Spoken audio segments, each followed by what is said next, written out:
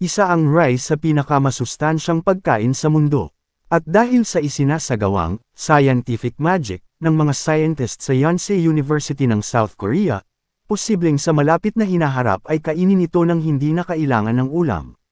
Sa isinagawang pananaliksik ng mga scientists, nakalikha sila ng rice hybrid na hinaluan ng beef protein at fat cells.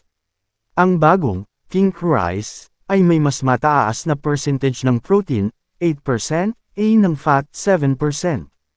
Aminado ang mga scientists na ang pink rice ay hindi pa talaga lasang beef, sa ngayon, pero taglay na umano nito ang unique blend of aromas, including a slight nuttiness and umami which are characteristic of meat.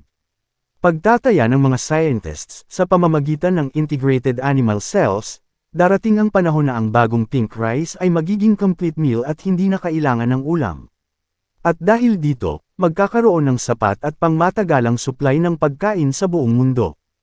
Imagine obtaining all the nutrients we need from cell-cultured protein rice, ayon kay Park So-hyan, co-author ng isinagawang research para sa pink rice na nalathala kamakailan sa Matter Scientific Journal. Rice already has a high nutrient level, but adding cells from livestock can further boost it.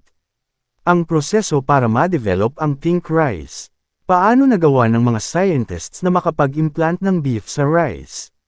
Ang mga laboratory-grown cells ay nangangailangan ng artificial platforms para makalikha ng tissue.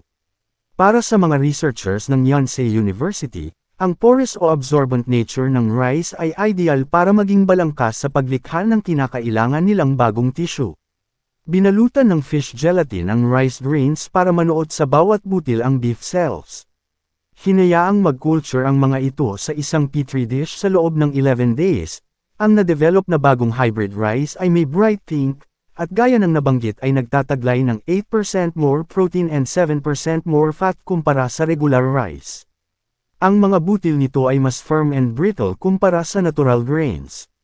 Kapag niluto, taglay naman ng pink rice ang traditional appearance ng kanin.